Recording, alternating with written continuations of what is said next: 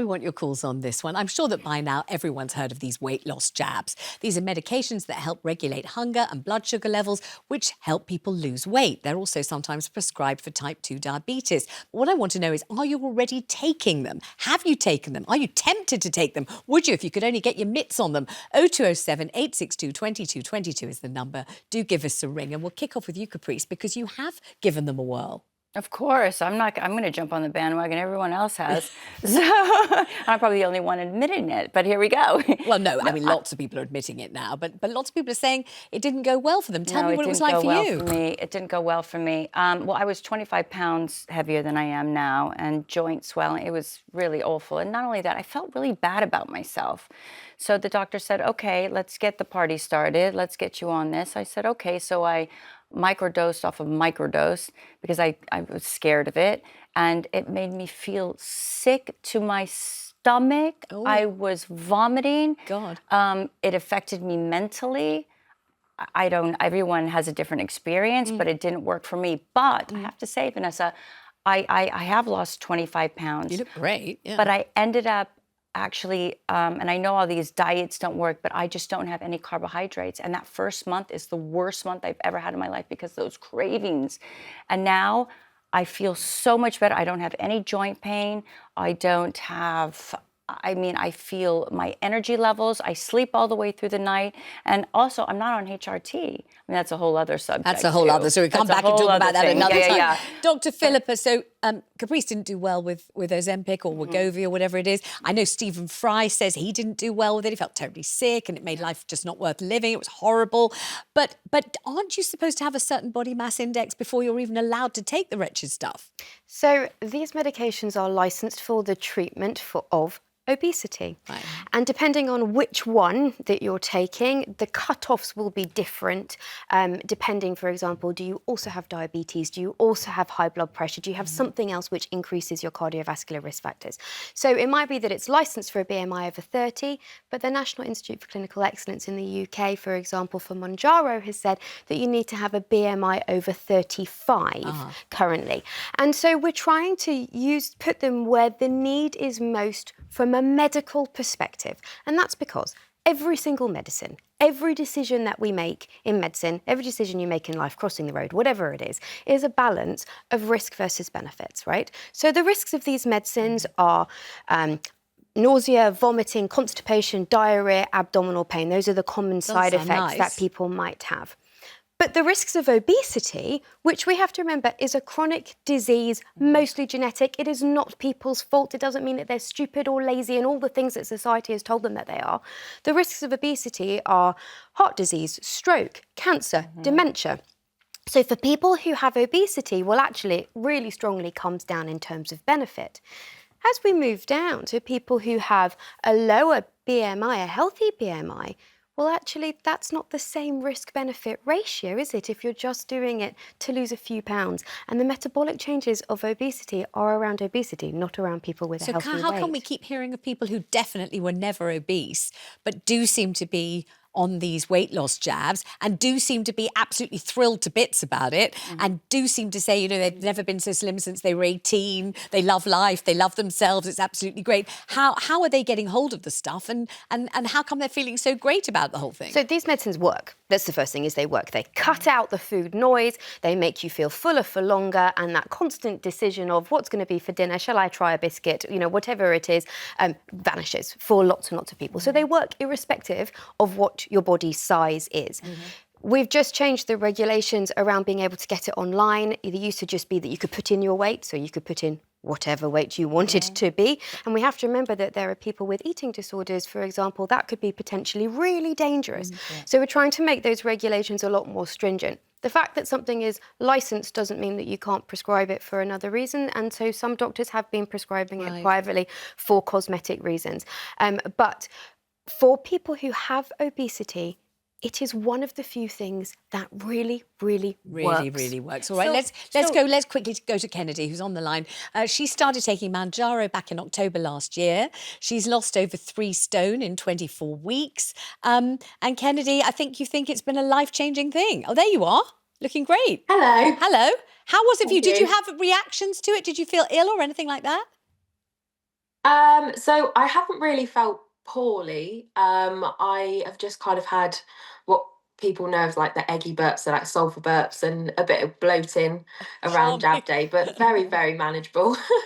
And tell me about when people describe, they say it takes the food noise out of your head. Now, I should obviously declare my hand. People probably know that, I had a massive weight problem for years. I think I was the second most famous fat person in the country after Dawn French. And in the end, just before these flipping injections became available, and boy, would I have taken them if I could, I had a very expensive gastric bypass operation in 2019. What a shame. If I just hung in, I'd be taking them and I'd be telling you how I feel on them. But what I do know is about food noise, where all day you're thinking, shall I have those biscuits? No, I won't. No, I won't. Yes, I will. Oh my God, I've eaten a biscuit. I shouldn't have done it. Okay, I won't have any lunch. Okay, I've just had a bit of lunch. I shouldn't have done it. Oh, that horrible thing that goes on in your head. Have you found, Kennedy, it's gone away?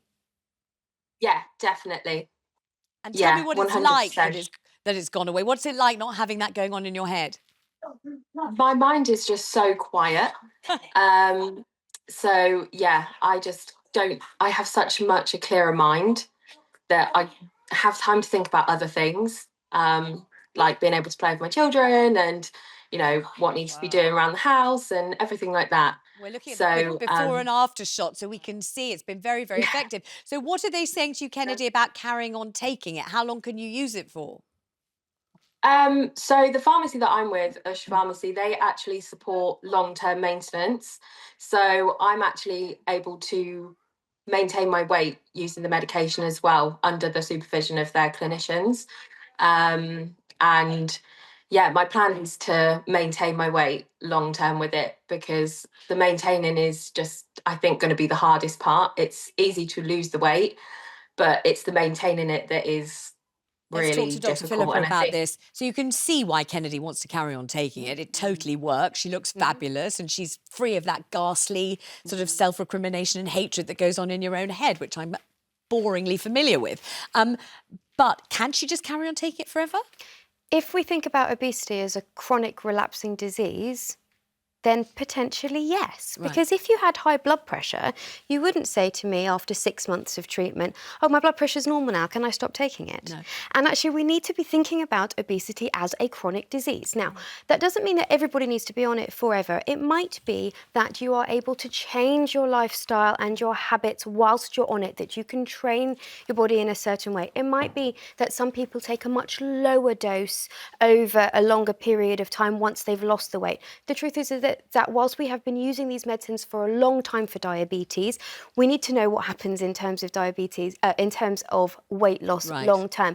But if obesity is a chronic disease and that's what we think it is, well, you might need a long-term treatment. And for every 5% of your body weight that you lose, and she has lost a significant amount, the benefits on your heart, your brain, your joints, your cancer risk, your mental health, all of those things are huge. And in terms of the NHS, the cost-benefit ratio there surely would come down for benefit because people will be better. Exactly. Kennedy, thank you so much. Let's go to Cheryl on the line in County Antrim. You say it's been life-changing for you, Cheryl. What's happened? Well, before I started taking the medication, I just was in a real rut. I actually feel like I was eating myself into an early grave. Oh, gosh. I have 3 young children and I just didn't have the energy to play with them or the drive to even get up and go places or do anything. And they were the main driving force really for me to change my whole lifestyle and get onto this. And how much weight have you lost? How much have you lost? In 21 weeks, I have lost 32 pounds. Wow. So still a bit to go, but it's definitely working. And tell me about side effects, if you've had any or none, or how it's been. I'll be honest, at the start, yes, I had side effects for a little bit, mostly diarrhea followed by constipation. But I honestly believe that once I started eating healthier and better and learning how to look after my body properly, I've had no side effects for months. Amazing. So you know that moment before where you'd be thinking, gosh, there's a dairy milk in the car glove compartment. It's calling my name. I mean, only chocolate that ever calls my name. Nothing else. Nothing. No, you never get a bit of celery in the fridge. It's calling, come and eat me, Vanessa. I'm your celery. You love me. But it's always chocolate. Cheryl, when that would have happened to you before and you'd be thinking, let me finish all those love hearts and a couple of hula hoops and that bit of pie, what's happening in your brain now? I just don't want them. I don't think about them. It used to be if they were in the house, I had to eat them. I couldn't stop thinking about them. When the kids would go to bed, I was just in a real bad routine of, you sit down and that's when you snack. Got to say, we're looking at a very cute picture of you in a lovely little T-shirt, a little waistcoat. You look very snazzy in the picture, Cheryl. Thanks.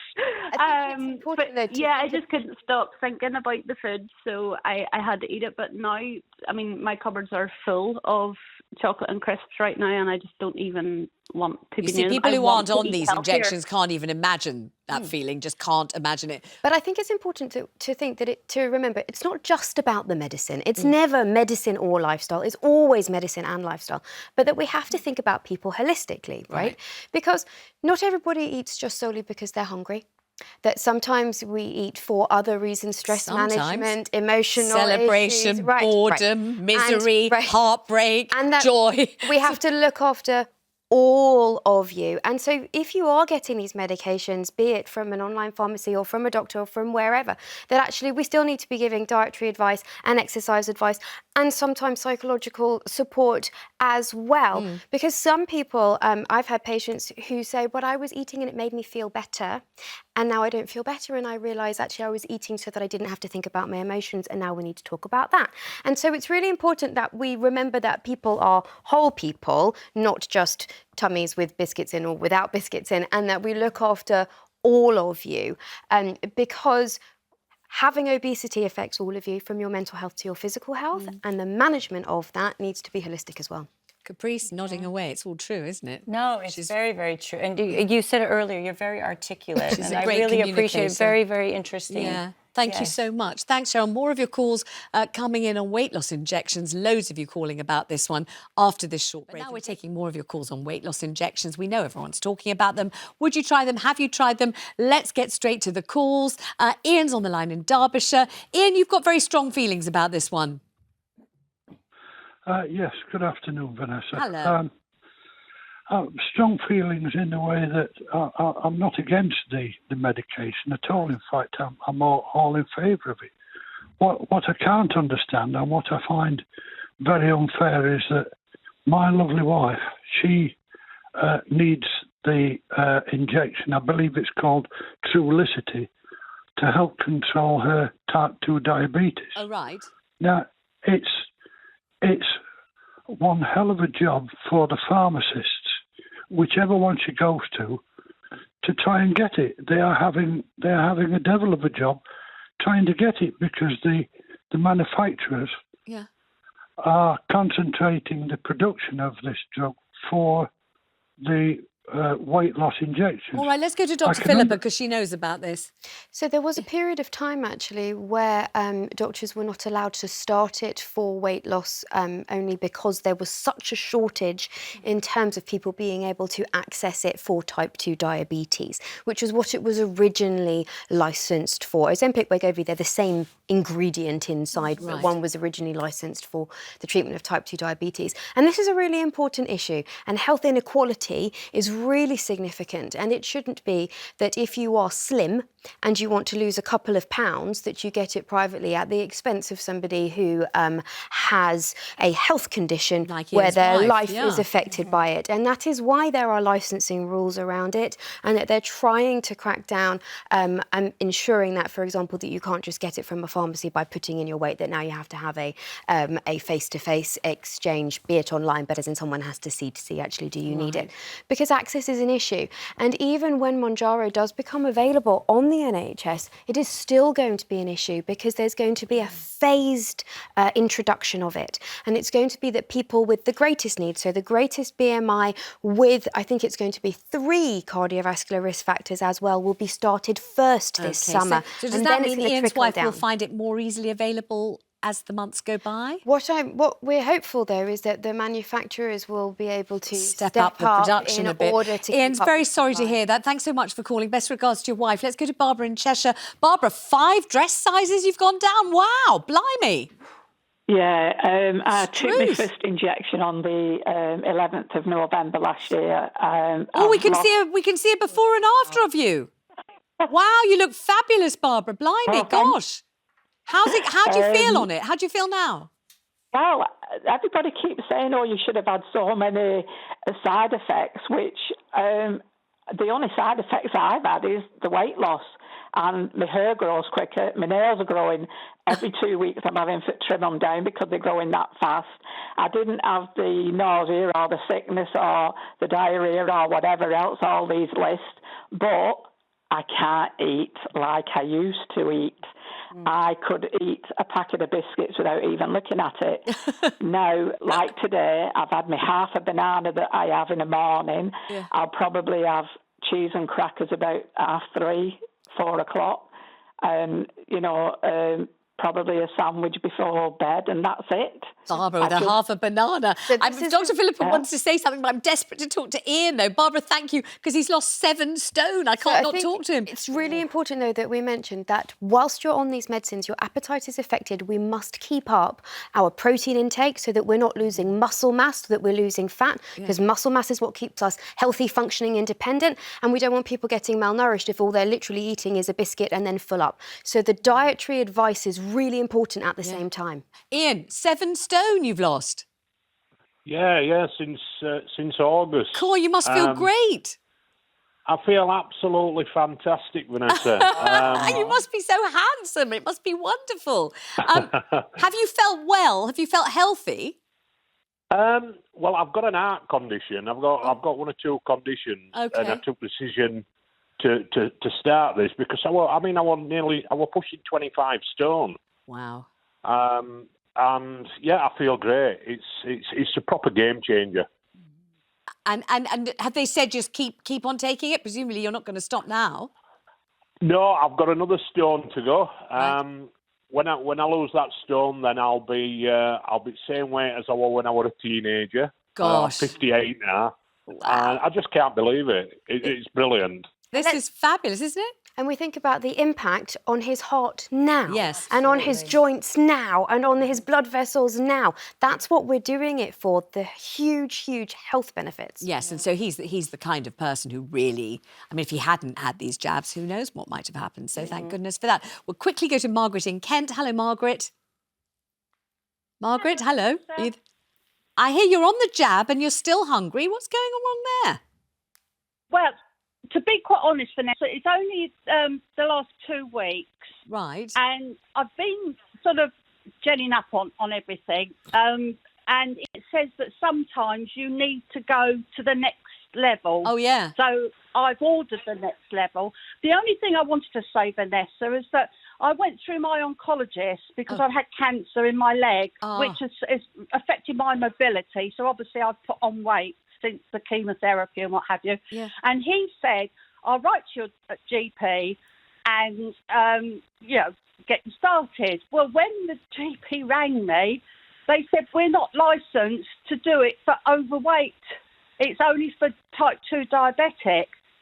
So, I am buying it on a recommended online pharmacy. But you would have thought, though, it was just Dr. Philippa, if Margaret's referred by her oncologist, this isn't some frivolous thing, is it? This is something that's important for her. So depending on where you live and depending on what the rules are on where you live, GPs are generally not allowed to prescribe it for weight loss alone on the NHS.